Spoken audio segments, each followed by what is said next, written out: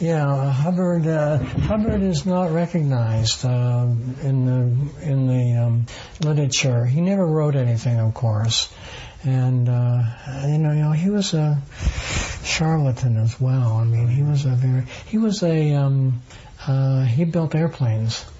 Yeah. Yeah, I knew he had airplanes. He had this alleged OSS CIA connection. Oh, yes. He had a boat that ran without gasoline. Oh, yeah, right.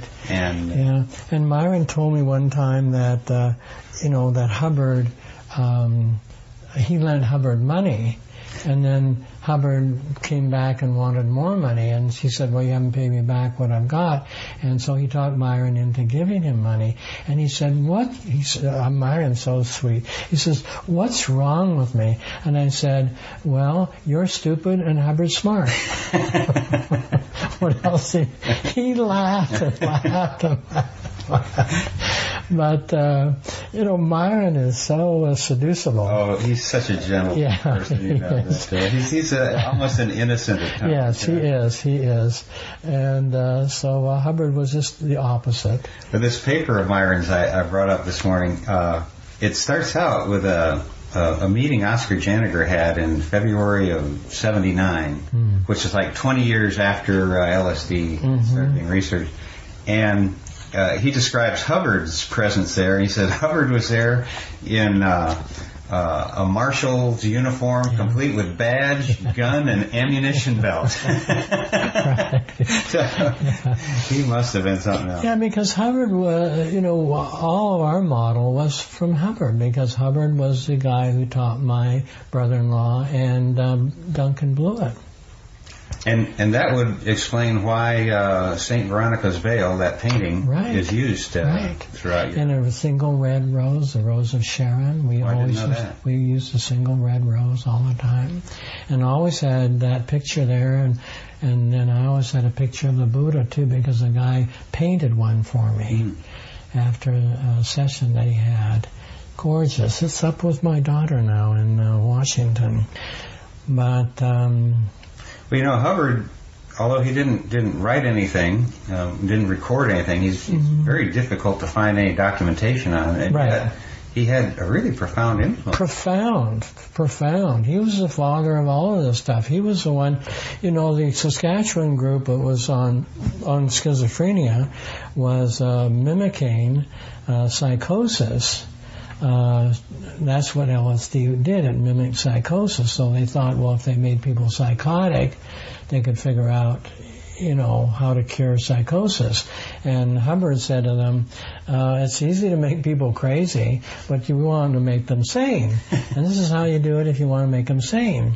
So he was the one who introduced Hoffman and Osmond and Hoffer to this whole approach. My interest in the area, actually, this is a nice opportunity. I spent a couple of years of my life upriver,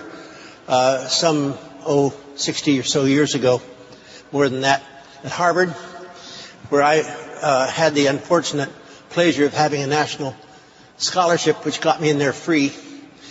And I found that everyone else had parents who had enough money to get them in there, having paid their way. And I could find very little rapport with the masses of freshmen that were around me. So I found it much more pleasurable to go in the Navy and spend 3 years in the Atlantic in the anti-submarine patrol, which actually gave me a very nice beginning on chemistry, in that one of the books I had with me was a book by Paul Karrer, a Swiss chemist, written about 1938 or 1940. And it was a complete statement of the subtleties and the complexities of organic chemistry. And when you're spending 3 years in the Atlantic waiting for submarines, you have a lot of time spare. And I not only read the book, but substantially understood it. And it was a very, very great pleasure to get out of the Navy and back into the university at Berkeley, where I took organic chemistry as my major.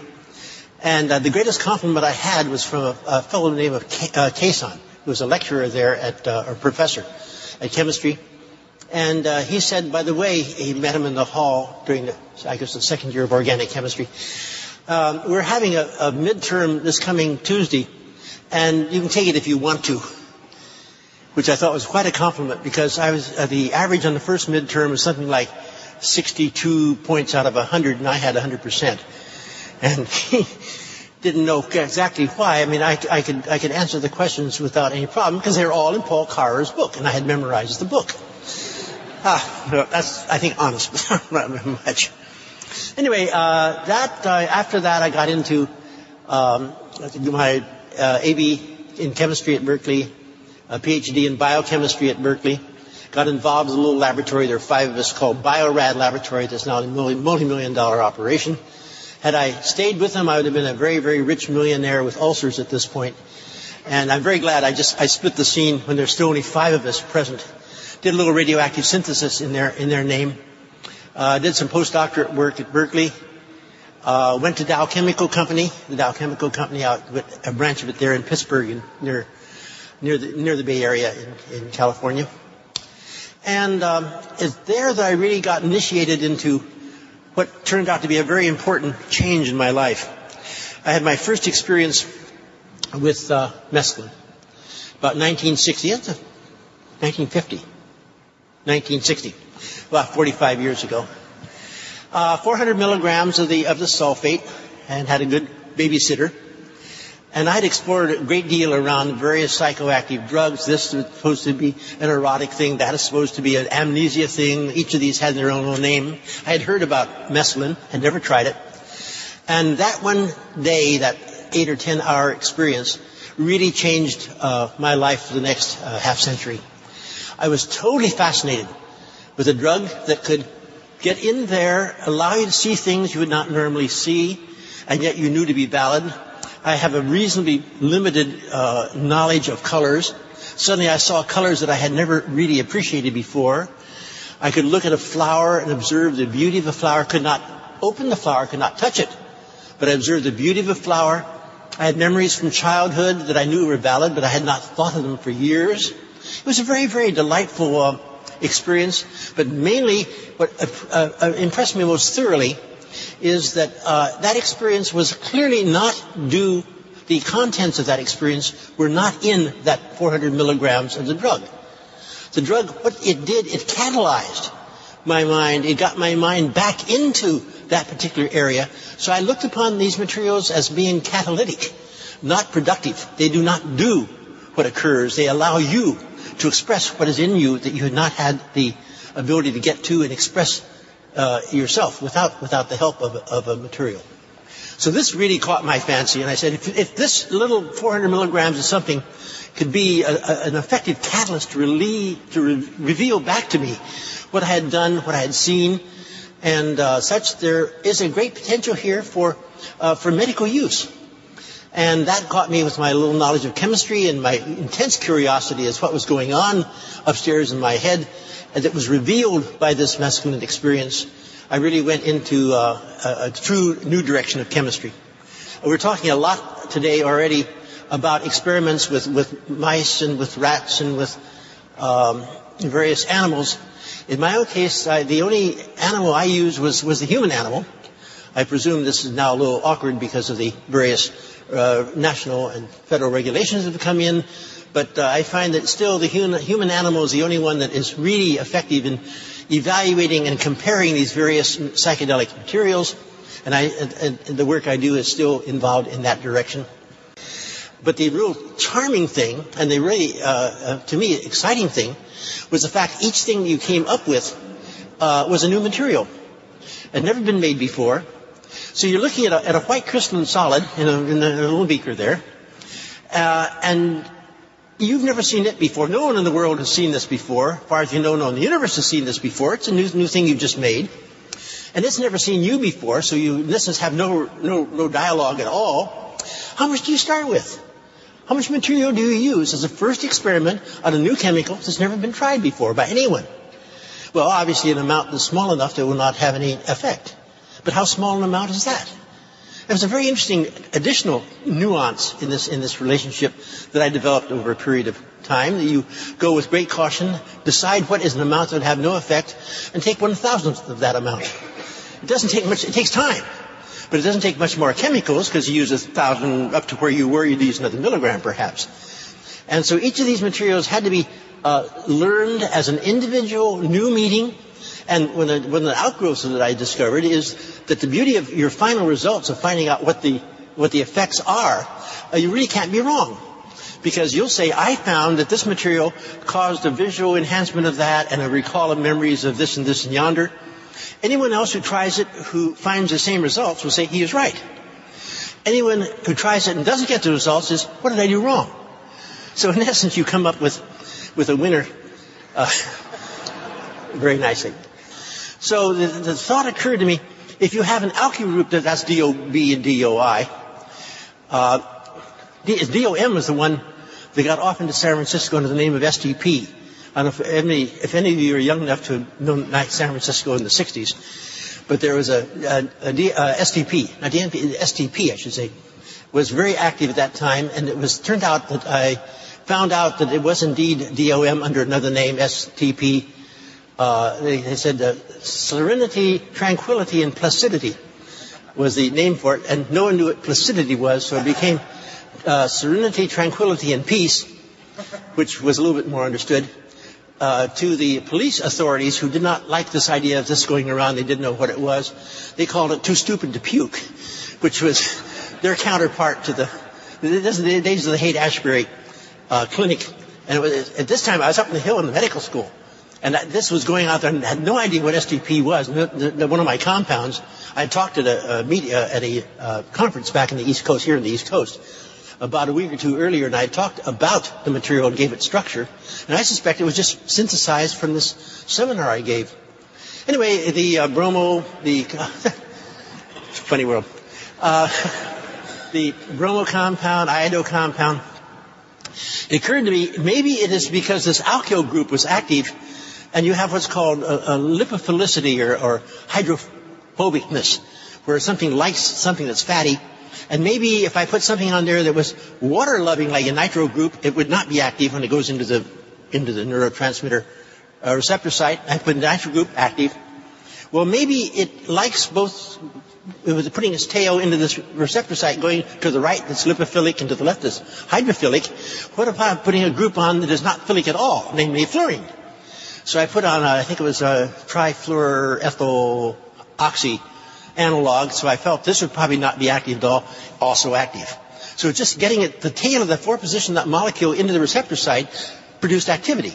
So from that, the obvious steps were to go and take off the methyl group, get away from the amphetamine chain. So I took the methyl group off, and that gave 2CB and then 2CI, a host of other materials in the same ilk that was just a beautifully rich collection of compounds, many of them not as potent as the amphetamines, but shorter lived and much more benign and much more friendly than the corresponding amphetamines. So this is then. Another thing, somewhere along the line occurred to me: if oxygen does a good job, put a sulfur on there, and you get them now the 2CT family, 2CT2 up to about 2CT25 or so, of which about half of them are active. So this is kind of the hand-waving world of synthetic chemistry. I could go on for another 10, 15 minutes and get into tryptamines and go through the same complexities, but you have this is the active position, that is not as active, this is less active. Alkyl groups on tryptamines are much enhancing in nature and complexity of action. Alkyl groups, with the exception of MDMA and a couple of others, on the phenethylamines destroys the activity of the phenethylamines. So there are differences between these two families of compounds, but those differences are not negative, they are just informative. Anyway, that's kind of the picture of where I've been going for a while. I don't want to take too long here. I think a question has often come up is, how is this all going to work out? What are the goods and the bads of this entire area of psychedelic chemistry? Basically, the negatives are the terms of many people, from law writers to people in the street, feel that this is an area of neurotoxicity, an area these materials cause neurological damage, cause people to lose control, commit crimes, and eventually collapse after 20 years of brain decomposition, which is, to a large measure, nonsense. However, I can't say completely excluded. I've been into it for 45 years, and I'm having my usual expected amount of brain deterioration. But I don't think it's that serious yet, so I hope to have another decade or two of of reasonable responses. And you have the increasing urge to put laws against these things because the psychology, the propaganda that they are negative, that they do damage, is very real and very much believed by many people. I've been often asked, why use the word psychedelic? It itself is a pejorative term. I mean, there's empathogens, entheogens, hallucinogens, psychotomimetics, other terms that are used widely in medicine that carry other messages but do not carry the intrinsic negativeness of the term psychedelic. Well, my main argument for continuing to use the term is that people may not approve of what you're working in or what you're saying, but at least they know what you're talking about. You stop 9 people on Market Street, 10 people, 9 people, you say, I work with empathogens. When they ask you what you do, they have no idea what you're talking about. 9 people out of 10, when you tell that you're working with psychedelics, would maybe not approve, but at least they know what you're working with. So the idea of using a term that is in popular usage, I consider to be quite positive. What are the positives?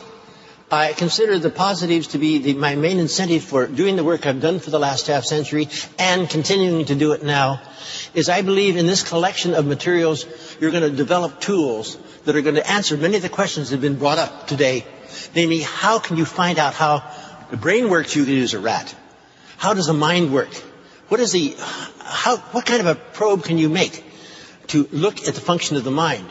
To me, it's going to be a psychedelic material that has very little action in experimental animals, to look into actions in man that are not seen in experimental animals.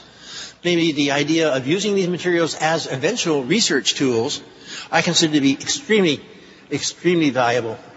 And this was some years ago, back in the good old days before there were many inhibitory actions on human studies, FDA approval, disapproval, get clearance from the DEA, clearance from everything like that before you do any human experiments. Your board of your university has to see the research and approve of it. A lot of this experimental work was done back in the halcyon days when there were no such things as research approval boards. I mean, in Berkeley, we had the run of the place. We, could fire up a cyclotron and make an isotope and use it and try it their argument at Donner Labs, that was the Donner, then it went up on the hill in the Lawrence Lab, was stay if you want and do whatever you want. The tools are here. Here's a cyclotron. Here's your PET scanner. Do whatever you want, but just remember, when you leave, turn off the lights and lock the door. And we could work through the night there, doing experiments, all kinds of beautiful things. I remember one time, let me use this as sort of a wind-up. We had this was maybe 3 or 4 decades ago. It's quite popular opinion that methionine was involved with schizophrenia, because some experiments had been done in which people who were schizophrenic were given methionine-rich diets, and their symptoms became worse, and yet those people who were not diagnosed as schizophrenics with the methionine-rich diet had no changes at all. So we talked about this, pros and cons, and it was a neat experiment. What I did, I took I remember it was S-adenosine or some compound in that area, and I tucked on a fluorine 18, which makes it a positron emitter, which means you can go into a PET scanner and put this into a person and put the head of the person attached to the head. So, no, that didn't sound good. You have the person lie down on a little cot with the head going into a positron camera, and you've had a section of the brain just above the earlobes that tells you where that chemical went. Being a positron emitter, it didn't have to have any reaction in the body. It just went where it went. And what we did, this was work done with Tony a few decades ago. I made this material. In fact, I made 10 batches over a period of time. The half-life of fluorine is a little less than 2 hours, so you can't make a lot of it and keep it for a while. And he had good friends up at Mendocino Hospital, and he came back with names of 5 schizophrenic patients who were up at the hospital, and we had their names and the backgrounds of them. And in the Lawrence Lab, I managed to find 5 normal controls. That was a bit more tricky, but we did. And 10 batches of this, and we did 10 experiments. We put the material into these 10 people about a week apart, and in each case, put them into the PET scanner. I remember one of schizophrenics Tony had a lot of problems with because he did not like radioactivity. And he said radioactivity is bad. So we had down at Donner a great big sort of a background counter. It's a big room with a big iodine crystal of 30-some-odd inches in diameter, and walls 3 inches thick lead overhead and the side. And Tony very nicely told him, if you go in here and spend a half an hour, he'll give you a magazine, leave the light on. If you go in here and spend a half an hour in here, your body will be so depleted of radiation that when we take you up in the hill and put you in a positive camera, it'll bring you back to normal. You'll be okay. He believed it. Anyway, to wrap up with the result of the experiment, it was a fascinating thing. We ran 10 studies, and we had 10 photographs of the fluorine-18 disposition in the brain, and the 10 photographs were absolutely different from one another. There was no consistency through this group at all. And so we put them on the wall of the medical radiation thing up in the hill. And across the back of the wall, every time someone would come in from Washington to give a seminar or come in from somewhere of any importance, we say, by the way, here are 10 photographs of the fluorine-18 labeled material we gave. 5 of these are schizophrenic patients, and 5 of them are normals. Which do you think are normals? Which do you think are schizophrenics? And we got absolutely random answers. No pattern could be found at all. Then about 3 months later, one of the schizophrenic patients who liked Tony very much came down to visit and see how everything was going on. Very nice visit. And they were talking for a while, and he saw these 10 photographs on the wall. And he said, are those the 10 pictures you took of us? Tony said, yeah. And he looked at one and said, oh, I reckon that's me. And he pointed to number 7 or one of them over there. And he's absolutely right. He identified his own photograph from the PET scan of the distribution of that fluorine-18 thing. And Tony very mildly, casually said, oh, you're right, absolutely right. How'd you know? Oh, he said that, you see that little sort of star-shaped, shiny thing in the bottom right corner? A little star-shaped thing? Yeah, I see it all the time. So, we have a long way to go before we really can understand how the mind works. But this is a start. Thank you very much.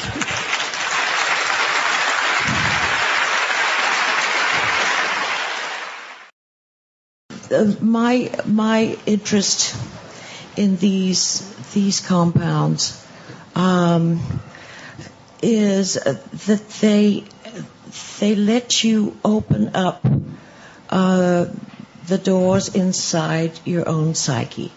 They allow things to be more obvious, more apparent than the conscious mind usually lets them be. I mean, the function of the conscious mind, I suppose, is to allow us to function during the day and to get food and maintain our jobs and take care of our kids. But what goes on in the unconscious usually is available only during dreams. And dreams can tell you a tremendous lot if you think of them as sort of status quo reports, with some exceptions. I mean, there is lucid dreaming and there are what Jung called big dreams, and these are exceptions to the rule. But the psychedelics, the visionary plants, allow you to do deeper looking and a different kind of learning, because what comes to you is a different sort of knowledge, as I'm sure you're all pretty much aware. And so I feel that not all psychedelics can be used in psychotherapy, but a lot of them can. And of course, the greatest introductory medicine for self-searching and for insight, as I think we all are aware, was MDMA. MDMA is not a psychedelic in any real way, but it's a great opener, especially for people who really can't tolerate the harder hitting LSD or materials like that. Anyway, that's my basic interest, is to try and find out what I'm made of, and therefore what everybody else is made of, what humans are about. The best, most exciting and fascinating work I ever did, I did only 3 years of a sort of new kind of psychotherapy with mostly MDMA and also 2CB and a few other materials. And also hypnosis was a part of your therapy. Hypnosis is a very, very, very good tool. I think that the most rewarding work I did was in dealing with the shadow. I'm sure that most of you have some idea of what the shadow is. It's the dark side. We call it the dark side. Actually, there's nothing dark about it except that it's the part of us that we have been taught to repress, the non-acceptable parts of ourselves. And this is often confused with a part of us which I call the survivor, which is there, just to take care of us. It's the part of us that is concerned only with us and with our own safety and things going well for us. But the shadow work is perhaps the most important use of these materials, as far as I'm concerned, that there is, because it's in opening up the shadow and discovering that it's not a monster, that it's not a terrible, horrible beast, that it is it's the uncultivated, unsophisticated, and slightly sometimes unlawful part of ourselves, which can be one of our greatest allies, as long as we can find the courage to do the work necessary to discover it and to become one with it and to negotiate with it. Anyway, that's my biggest interest in psychedelics. I consider them basically spiritual tools. Input from Myron, please. I'd like to say a few words about the title of the subject that was printed in the paper that announced this. How can you get the most out of psychedelics? And I'm here to tell you that I've gotten an awful lot out of psychedelics, a tremendous amount. But, there's kind of a dilemma here, because you're all out there, and I know very few of you, and I don't know what your experience is or how far you've gone, just where you would be. And for all I know, you all know more about this than I do. But what I will do, I'll just spend a few minutes to focus on some of the things I think you need to be careful about. And first, let's sort of imagine that you're starting as a novice. I think it's extremely important to have a very knowledgeable person to be present, because it depends, of course, on the chemical you're using. But if you're using something like LSD, and let us not forget that it's illegal now, and I'm not encouraging anybody to break the law, but it is the law. But there are places you can go outside of the country and so forth where you might be able to have an LSD experience. And LSD is a fantastic opener. But, if you take a large dose, you may not know what's going to be open and what direction you're really going in. And you might open up this dark side that Ann was talking about, and I'm glad you brought that up, because I think that's a very important issue, because I think we all do have this shadow, and the shadow is unconscious. And since it is unconscious, it controls our actions and our feelings without our knowing it. And the only way you can get free of that is to reach down deep enough into the shadow and actually experience the event or whatever it is that's happened that's caused the difficulty. Because once you do that, then you're free. You can make a choice. I can either forget this, I can get rid of it. But as long as you don't really experience it, it's unconscious and it'll continue to control you until you do find a way to get down there and clear it up. But getting back to what I was saying, thank you.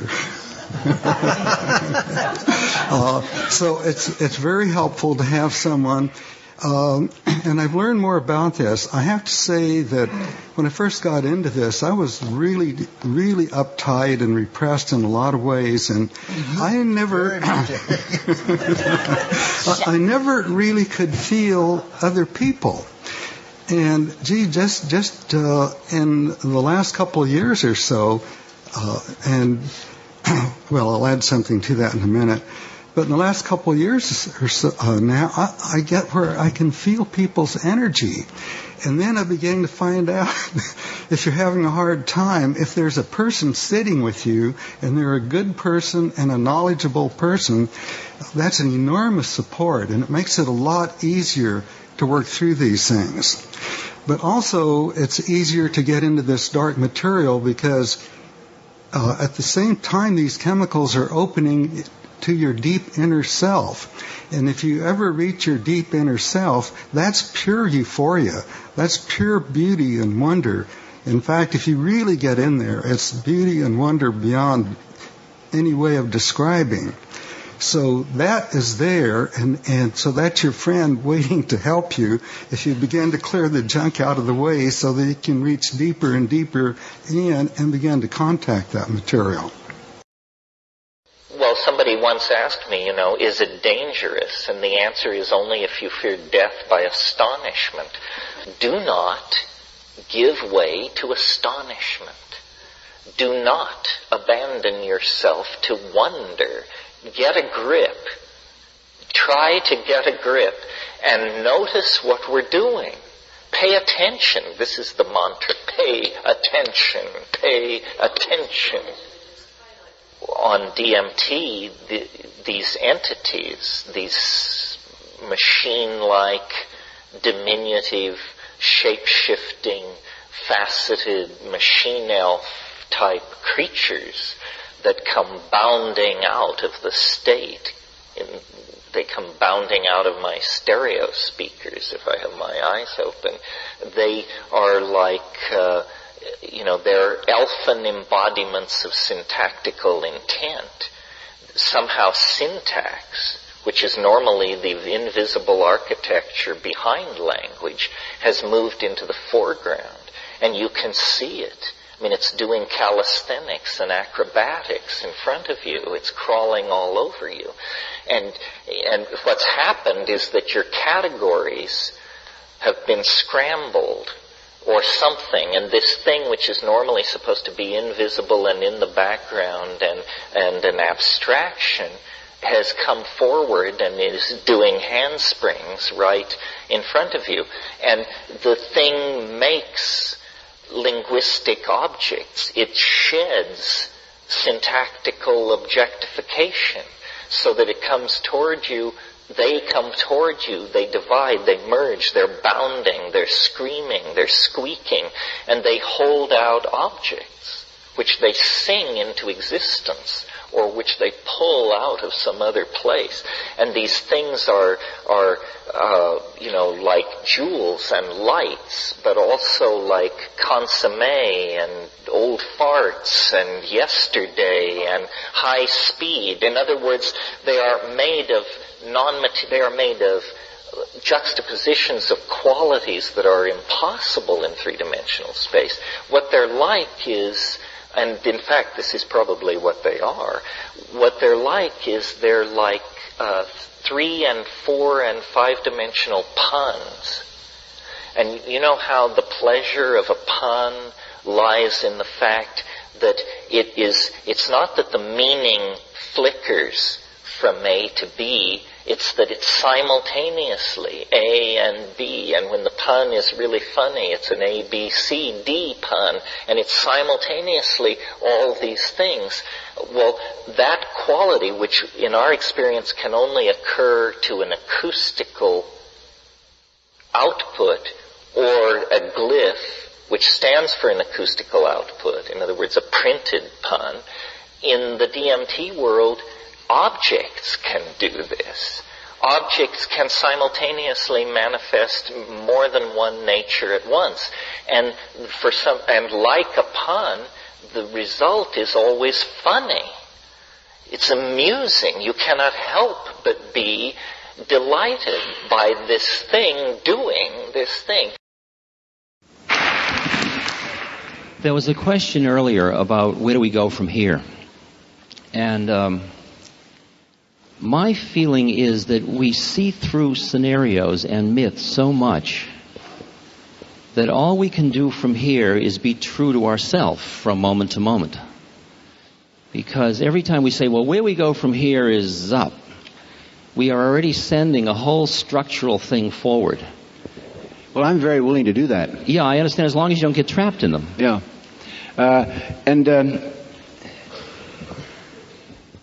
At 10:30, 11, at 12 on a Sunday morning, probably not the best time to be strobing and strafing you with hundreds of new ideas, which I'd be very like to do under different circumstances. I have a meter. It's called RPM, revelations per minute, and I have many thoughts about where to go in the future, which have to do with new breakthroughs in nuclear physics. 15 minutes, go ahead. Well, no, just for 1 minute. The new breakthroughs in nuclear physics, the new breakthroughs in Prigoghine's understanding of how evolution works. We've repealed the second law of thermodynamics. Sheldrake's new theories of morphogenic resonance. Everywhere you look in science, there are new breakthroughs that are leading us to, pulling us, escalating us to a new level of understanding, which change our opinions of human nature. The genetics, where we can now, through recombinant techniques, literally take over wisely and virtuously the role of creating and recreating life.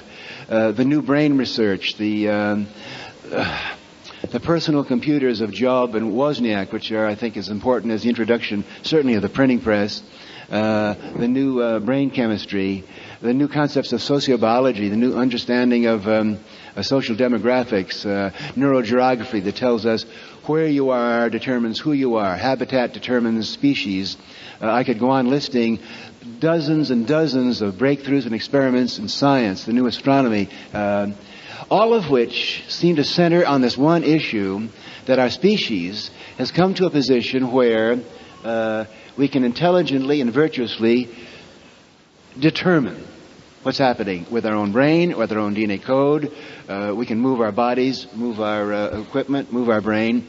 We are literally at a position where collectively, working in harmony, we can do most of the things that and take the responsibilities which in the past have been attributed to the great deities of the past. I think the golden age is ahead. It's the golden age of humanist science, humanist technology, pagan science, pagan technology, high tech, high touch. There's in every field there's I think that you could float through all those impressive list of places in which there were breakthroughs, one after another, and flip planes that fast, because you rest nowhere.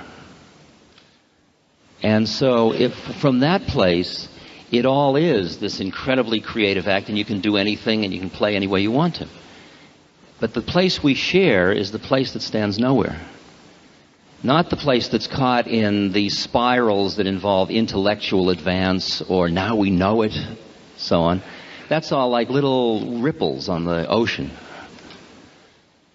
Or another way to put it,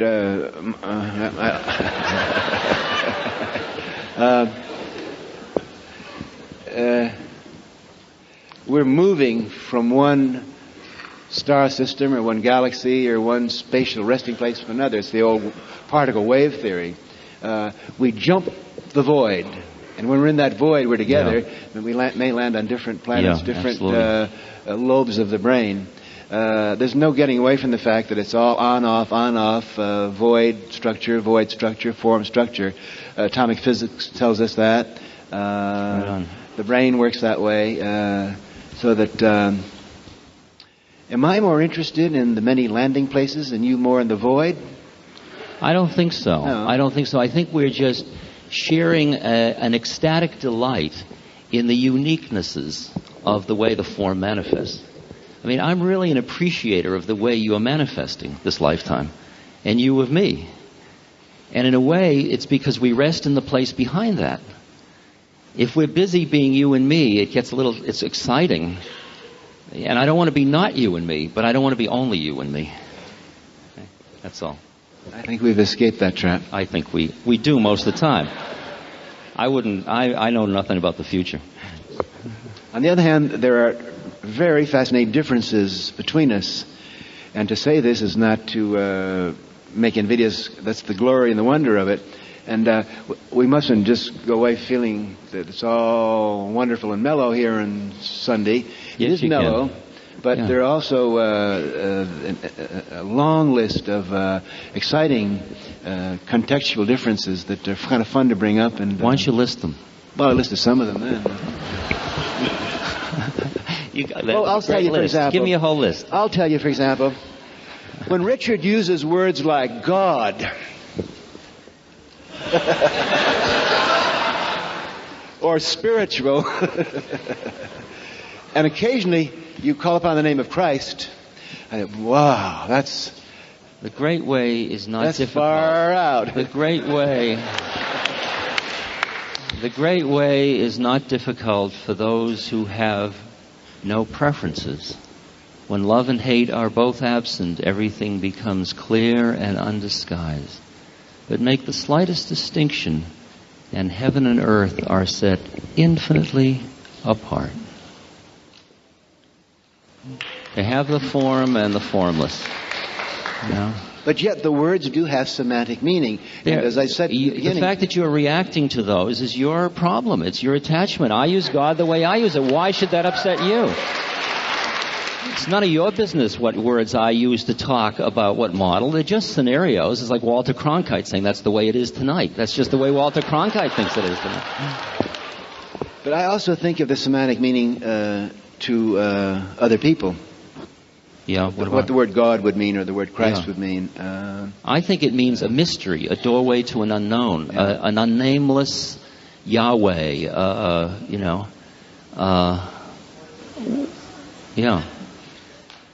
The 99 names, none of which say what it is. And don't you want to keep everybody right at the edge of the form and the formless? Because that's where the ultimate act of creation is.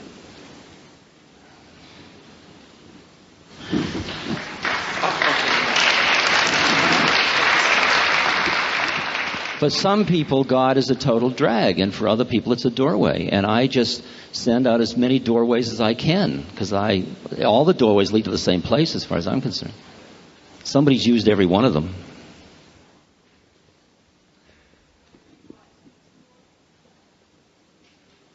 I think that it's our duty as explorers and as frontier scouts for our species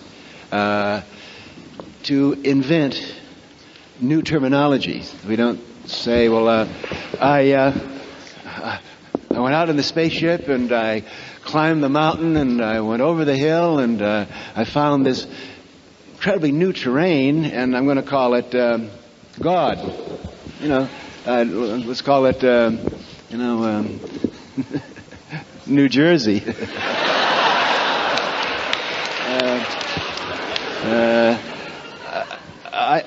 I really feel that words are tremendously important, and when I give college lectures to young people, I say, we've got to develop a new terminology. We simply can't use the language that has been around for 3,000 or 4,000 years because more people have been killed in the name of God than any other word around. How many have been about to be killed by science?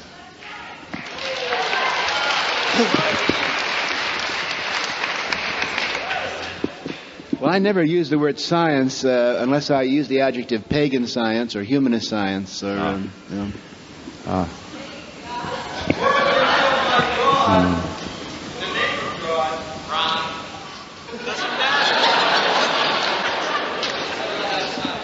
It's like a symphony orchestra out here of images.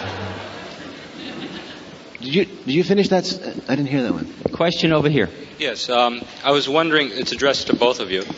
Would you care to make any specific predictions? There seems to be a regrouping that took place in the late 70s, and there are many similarities, to me at least, between, let's say, 1963 and 1983. Would you care to make any predictions on the remainder of the 80s? Which groupings do you have in mind? Anyone.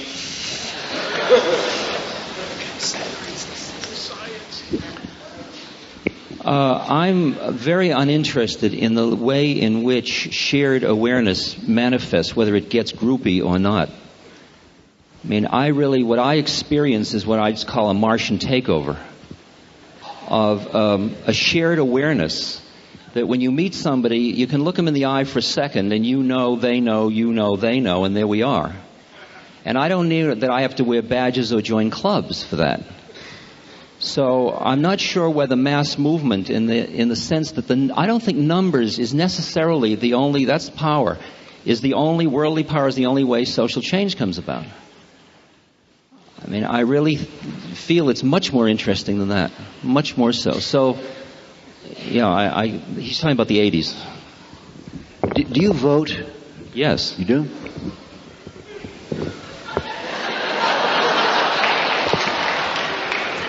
I would love to vote. I would love to vote. You can't. You're an ex-criminal, aren't you? Or something? No, I think I can vote. Yeah, well, why don't you? Matter of fact, well, I haven't been excited about the choices. No, I haven't either. And I felt that not voting... I don't think the political arena is where social change occurs. Yeah. It follows. It always comes later. Mm-hmm. They're just reactive. They got pollsters in the White House. I mean, there's the sole man in the Oval Office reading his polls to decide how to think, which is great from our point of view. We do have an actor. We have just what we wanted. All we have to do is accept the responsibility for the programming. And that happens out of the individual human hearts that don't feel good, and they say to him, "Hey, baby, you're not playing you're not my lead anymore." And it moves. I think Ronnie listens to Nancy, and Nancy listens to Ronnie, and sometimes through them they listen to some human heart that beats in there. Yes. And that's the channel through as far as I'm concerned. I generally, in lectures, I think am much more assertive and aggressive. I make fun of Reagan, and I don't, make love to Caspar Weinberger. I feel that it's my function, rightly or wrongly, to, as an Irish storyteller,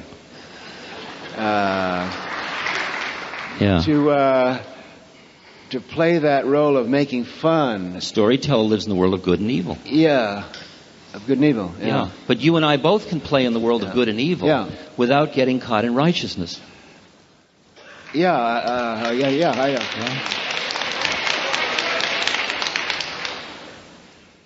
I tend to be probably much more abrasive than you, and I stir up more. But I see that as just a different form. I don't see it as better or worse. But I stir up too. I connect people who have seen each other as opponents and say, I'm going to say no to you, Caspar. I'm going to stop you if I possibly can, but I'm not going to put you out of my heart.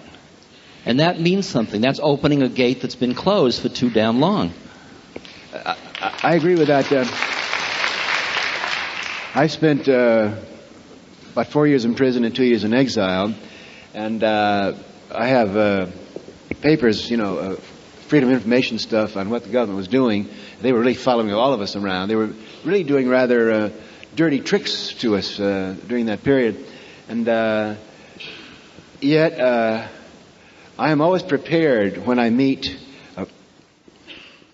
a guard or a prison official or an ex-sheriff or anyone from the past. The first time I meet them and they walk in and I look in their eyes, I'm ready to start right over again. Great, beautiful. As an example of that, I spend quite a bit of time these days debating with my absolute worst enemy, G. Gordon Liddy. And I find this extremely interesting that I'm wearing him down. Really? Yeah. Really? I'm mellowing that mother out. And, that is gutsball, I'll tell you. He sometimes complains both privately and even publicly that if this goes on, but you're not actually, he's going to be out of a job because his job is being a bad guy. I understand, but you see, the way you're not opponents is you both work for the same lecture agent. See, you're collaborating to compete, and you're both conscious at both levels. So you're good sports in that sense. Because if he was just busy being the bad guy, he wouldn't play with you. I totally agree with you. Okay, go ahead. And to support your position, which is a very radical love position, tossing love bombs in public, I've had 3 interesting experiences just this week. Yeah. One is to come to Harvard and to have David McClellan, who fired us, lovingly reintroduce us. Then last week, the publicist for my book said, listen, it would be wonderful if we could get a review of your book from the Prison Wardens magazine. And I said, is there such a thing? So I called Sacramento State Capitol and said, where's Ray Procunier now, who is the Director of Corrections for the State of California? He ran 20 prisons, 18 of which I was fortunate enough to inhabit. And I finally tracked him down. He's now the Commissioner of Corrections for the State of Virginia. So I called him. When he got on the phone, he said, Timmy, my boy.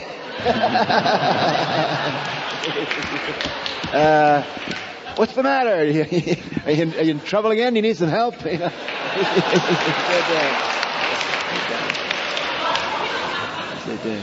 You're the favorite prisoner that ever escaped from my prison. I said, well, look, Ray, I need a blurb for my book.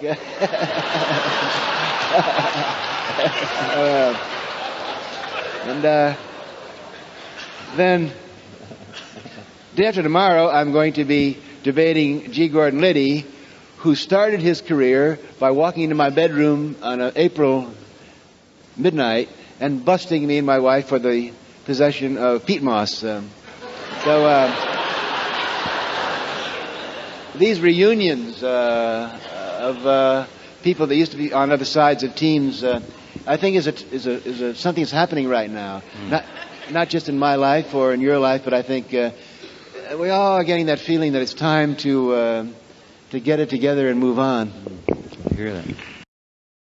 In the Hellenistic period, the Logos was an informing voice, and all the great thinkers of Hellenistic times, Plato, Socrates, Xenophon, Thucydides, all of these people were in contact with the Logos. It was the sine qua non of Hellenistic religion, and it was a speaking and informing voice that tells you the right way to live. Well, we don't know what to make of this. And at a certain point in the evolution of the Western mind, judging by the writings of people who were contemporaneous with those times, the Logos fell silent. There was actually a date. Some of you may know the story of the fishermen pulling their nets off the Isle of Rhodes, and they heard a voice from the sky say that great Pan is dead.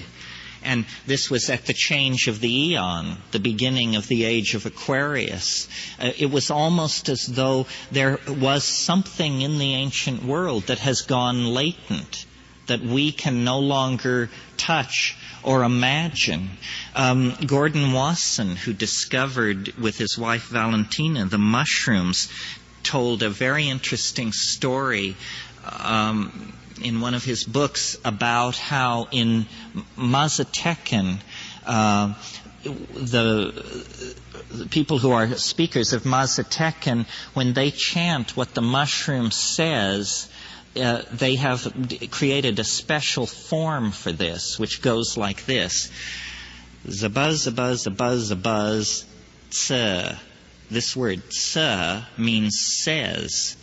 Zabuzz, zabuzz, zabuzz, zabuzz, says. Da-da-da-da-da-da-da, says.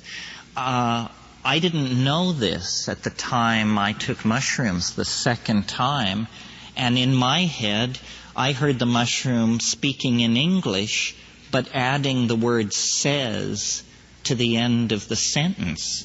So it was almost like, this thing could speak in Mazatec, it could speak in English, but it always kept its cadence and its structure. The other thing about psilocybin and the DMT thing is that it not only is something not real unless it can be said, but the contrapositive of that is that once something can be said, it becomes almost too real. It displaces other possibilities. So we're living in a set of constructs, some architectural, some ideological, and they can be very oppressive. How do you get rid of the notion of linear time and space very easily? It's the slow work of consensus. One of the things that I feel I'm doing very consciously in these kinds of meetings is we're trying to launch and replicate memes. You all know this concept? A meme is the smallest unit of an idea, in the same way that a gene is the smallest unit of organism. And so these things, DMT, elves, transcendental object at the end of history, so far, these are memes. And in the same way that genes are copied and spread around, and that fidelity of copying is the key to genetic success, fidelity of meme replication is the key to communication. If I give a speech on something and then you hear it and then you go out and somebody says, "So what did he say?" and you give a completely cockeyed account of what has been said, well, then the meme has been betrayed. But if you can actually transfer the meme to somebody else's mind, and then they can copy it and pass it on, then the meme, it's almost as though the ideological environment were like a rainforest.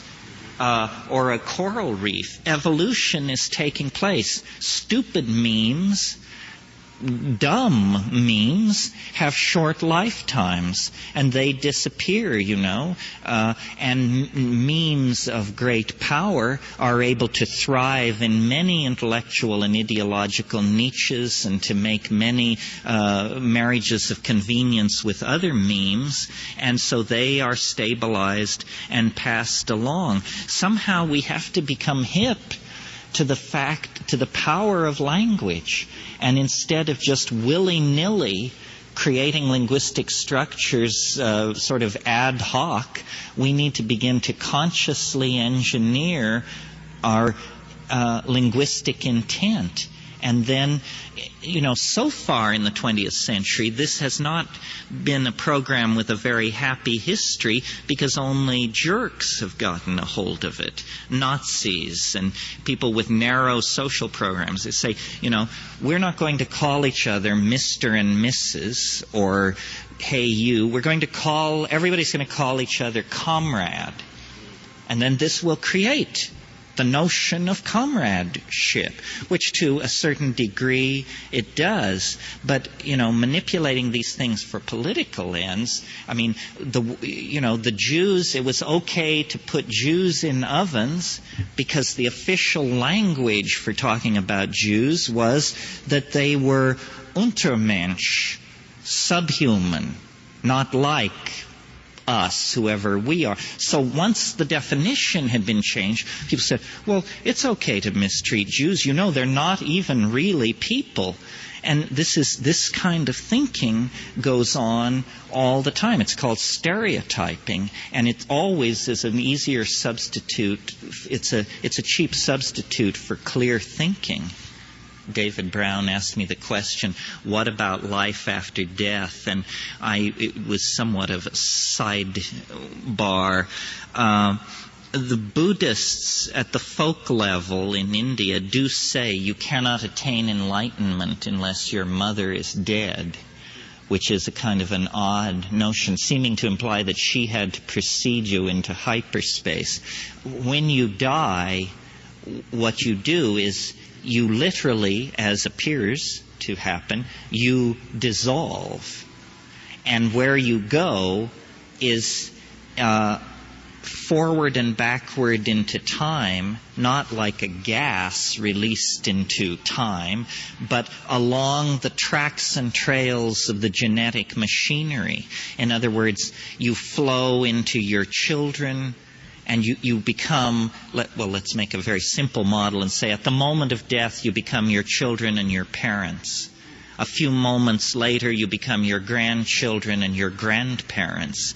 You're spreading down. It's almost as though the thing which you were, which was this focus of ego and individuality, then it dies. And it's almost as though the mountain begins to slump back into the generalized pool of consciousness and being. That's why I have somewhat less patience maybe than I should have with the idea of channeling and come as you were parties and that sort of thing, because it seems to me the key to understanding the idea of reincarnation and past lives is that you were everybody. Of course, that's who you are. Here comes everybody. You know, you weren't just that shepherd girl or that Roman emperor or that Greek fellow. You're everybody, and you can find your way into the great genetic telephone system and ring anybody's bell in history. Well, then it would be absurd to claim you were that person. That would be as absurd as claiming that anybody you could call on the telephone is who you are. No, it's that we are everyone. And, you know, the great turning object in hyperspace that is the genetic transdimensional object casts off glinting reflections of this personality, that personality. And astrology has a role to play here and other things. But the bottom line is we are all drawn of the same stuff. I think one of the most profound insights you can have on psychedelics, and I certainly have it, is that we are all interchangeable. You know, anybody could do my job, and I'm pretty confident I could do almost anybody's job. We define ourselves otherwise, but in watching the rise of my own career, it's a kind of being deputized, chosen for the job. It's just they said, well, he can do it. He has the gift of gab, so give him the credit line. But it could have been anybody. Our uniqueness is real on one level, but on another level, it's fairly illusory. It's sort of a coincidentia positorium. You have to hold these two antithetical things in your mind at once in order to correctly perceive the proper level of ambiguity that's resident in reality. It ain't simple, folks. True inner being, ego, whatever. Well, I don't think we have to go back as far as the worm-like stage. I think what we have to do is we have to get out of history. History is a con game run by frightened men and their obedient stooges. We had a moment of happiness. There was a moment of completion. I guess I should explain my position on this. You see, there have always been dominance hierarchies in primates. As far back as you go, clear back to squirrel monkeys, there are what are called male dominance hierarchies.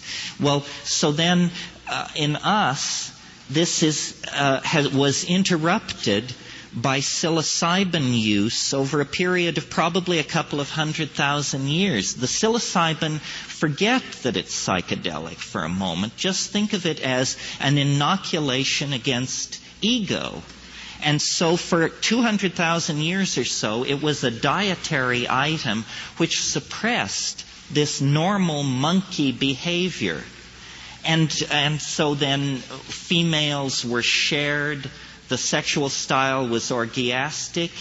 There were no awareness of lines of male paternity, and the children belonged to the group. This was not, quote unquote, natural. The natural way is for the men to dominate, to control the females, to the old tooth and claw. But for a couple of 100,000 years, it was artificially interrupted by the presence of mushroom in the Paleolithic human diet. Well, then when, because of climatological factors and other factors that we can discuss in another meeting, the mushroom became unavailable, the old monkey behaviors reemerged only about 12,000 years ago. But in the previous 200,000 years, language had been discovered, fire, tool making, song, a whole bunch of forward leaps had been made. Well, then, when the psilocybin was withdrawn and the patterns of male dominance reasserted themselves in an environment where fire and language had been achieved, it exacerbated it. It made it much more nightmarish. It made it much more difficult to step away from. And all of history is the unhappy story of essentially our withdrawal and our agony over being unable to reach this connection back into the Gaian mind, which when we had it, we lived in Eden. We were balanced. But it faded, and history was the consequence. Now, in the last 50 years, information has arrived on our plate, lo and behold, in the final ticking of the final hour of our dilemma, that actually shows us the way back, if we but have the wisdom to understand this and then the fortitude to apply what we know. Psychoactive substances. You mean motivation to take psychedelics? To take action. Well, I think, that the psychedelic community is not yet recognized or named itself as a community. We're well behind gays and black people and all these other we're still trying to figure out if we are a community. And if we are a community and we have a domain of action, I think where it lies, it's not that we're all supposed to become dope dealers, it's that we're all supposed to become artists, that the transformation of culture through art is the proper understanding of what you can do with psychedelics besides blow your own mind. And I really think, what we need to do is put the art pedal to the floor and understand that this is art. We are involved in some kind of enormous piece of performance art called Western civilization. And, it's been a C- performance so far, and they're just about to reach out with the hook and drag us off stage unless we begin pulling rabbits out of the hat pretty furiously. Art is poised for this, but art is ambivalent because the society is ambivalent. That's why meetings like this, where you actually hear it said, the sooner the better. The clock is ticking. This is not a test. There will not be a retry. This is the window of opportunity between the unknown and eternity. If not taken, then the entire enterprise could be lost. The whole thing, from the cave paintings at Lascaux to Whitney Houston, it could all go down the drain if we don't, act to preserve it through an act of human cognition plus courage. Truth is singular. Its versions are mistruths.